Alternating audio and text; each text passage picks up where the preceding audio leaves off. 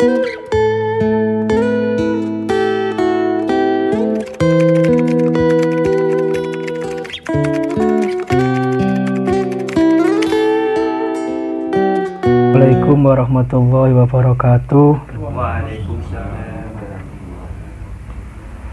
Di malam hari ini kita akan membahas tentang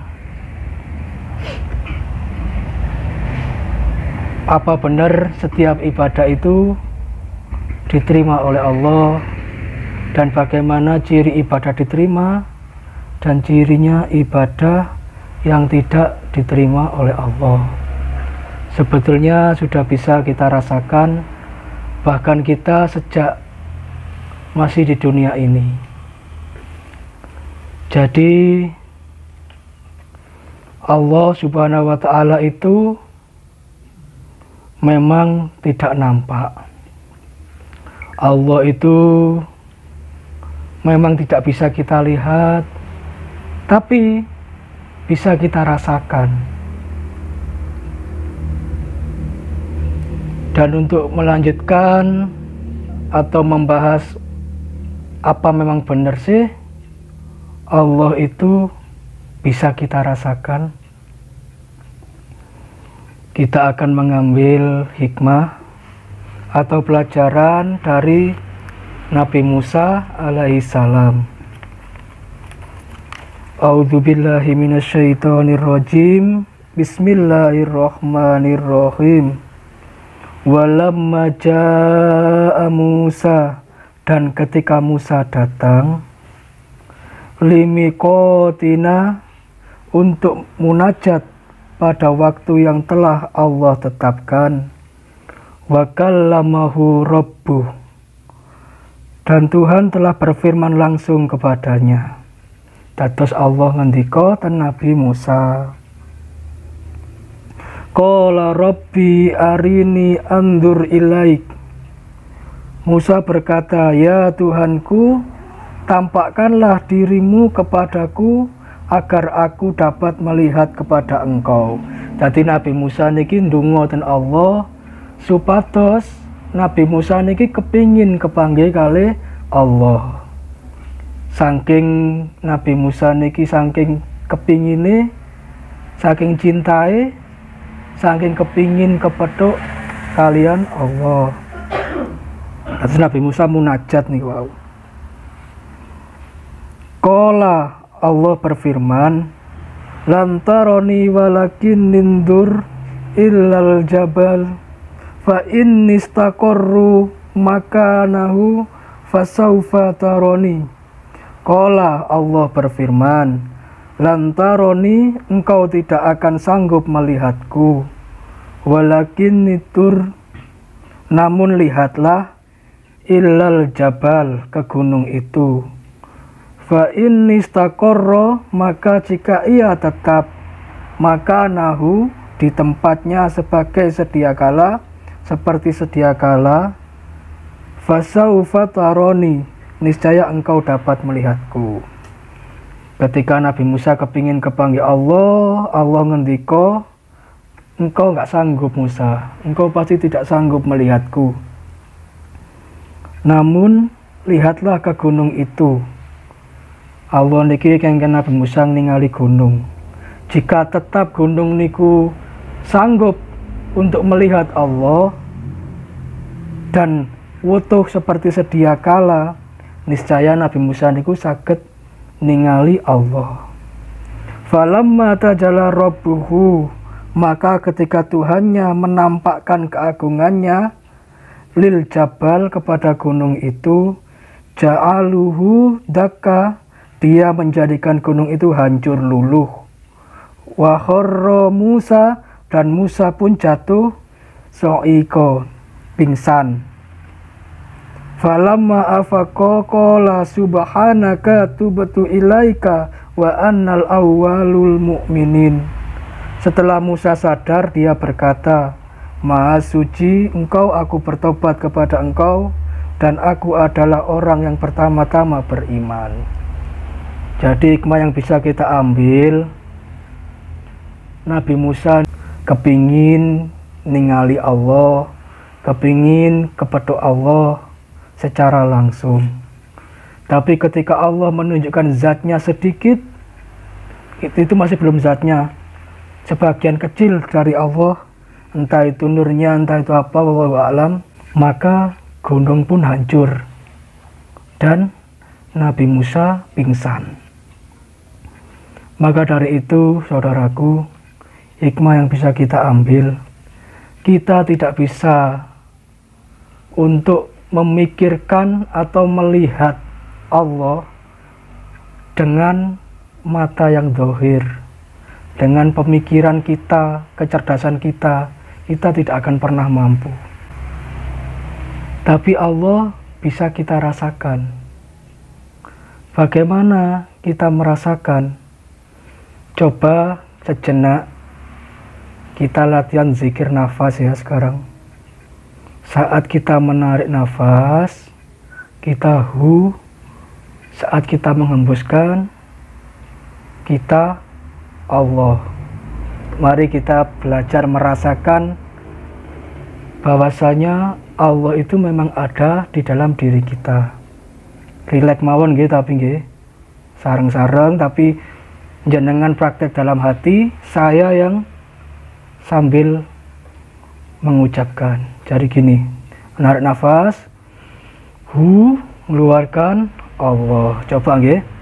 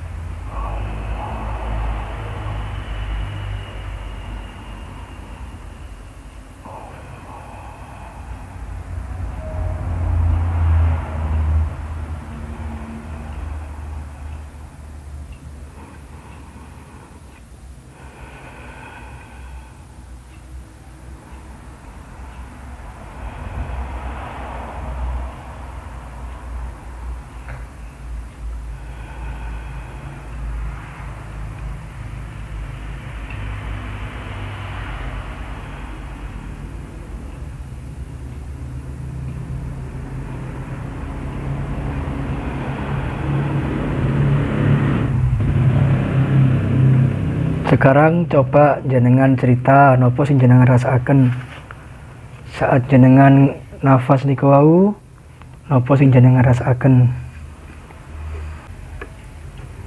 Mas Ribut, nopo sing dirasaken?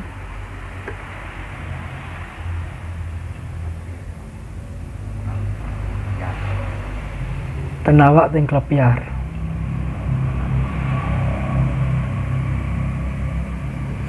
Pak Rahmat des pundi? Rasaken sekeco ngoten mboten terpiar mboten sekeco terus kaya atus ketingal puadang ana teng mboten wonten napa-napa Hampa. Pak Budi das pundi? Enteng. Dados niku sekedhik napa namine? Sekedhik bukti bahwasanya Allah niku memang ada dan Allah niku bisa kita rasakan, tapi dengan menggunakan rasa, tidak dengan menggunakan indera yang zahir, tapi Allah itu bisa kita rasakan dengan menggunakan batin kita. Terus bagaimana cirinya saat kita beribadah? Ibadah kita itu nyampe atau tidak kepada Allah? Kita beribadah, ibadah kita itu tidak sia-sia itu bagaimana?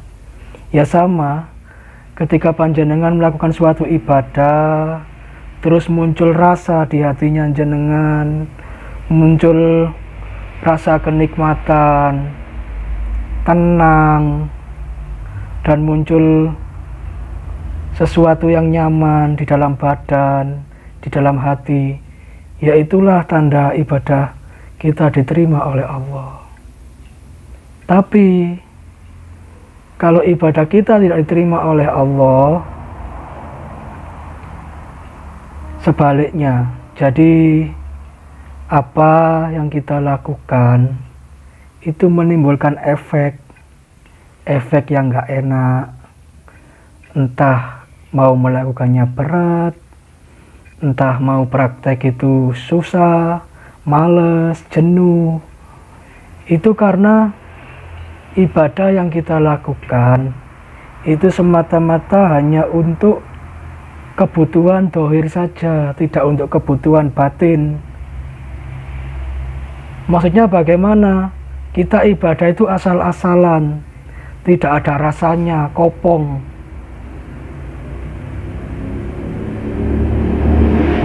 Saya contohkan di ibadah sholat, ini contoh. Ada orang sholat kilat. Kilat itu cepat. Mungkin bagi dia enak-enak saja. Tapi bagi orang yang telah ngaji rasa, maka akan kurang nikmat. Sebetulnya sholat itu apa? Sholat itu pertemuan. Pertemuan antara hamba dan Allah. Sholat itu jenengan ngomong dan Allah. Jenengan itu berdoa. Jenengan itu memuji Allah. Jenengan itu meminta ampun. Sesungguhnya inti sholat yang kita lakukan itu, bacaan doanya itu ada di situ semua. Nomor satu, kita berserah diri kepada Allah. Yang nomor dua, kita itu rukuk.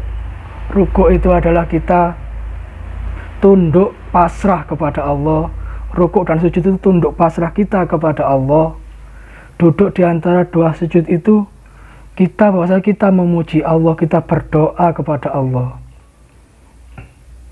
Duduk di antara dua sujud Robbi Firli itu kita berdoa kepada Allah. Terus saat kita berdiri iftitah,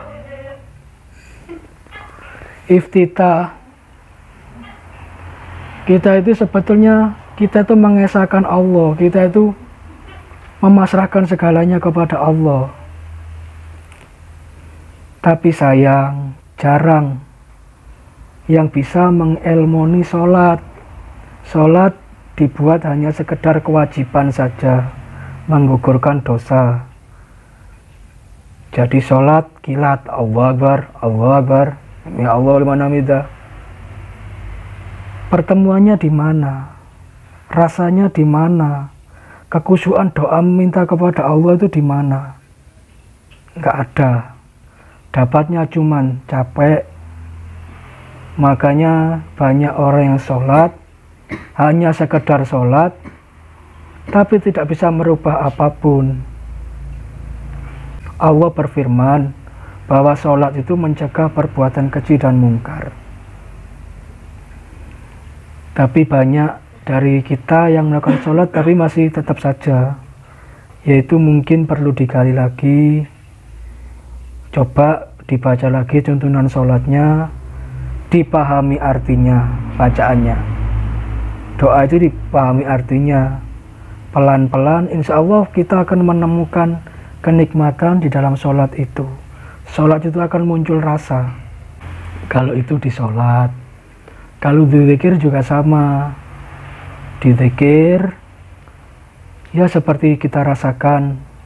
Insya Allah setiap Kamis kita rasakan munculnya rasa nyaman di hati, tubuh bergetar, hati bergetar. Terus setelah zikir kita nyaman, tenang.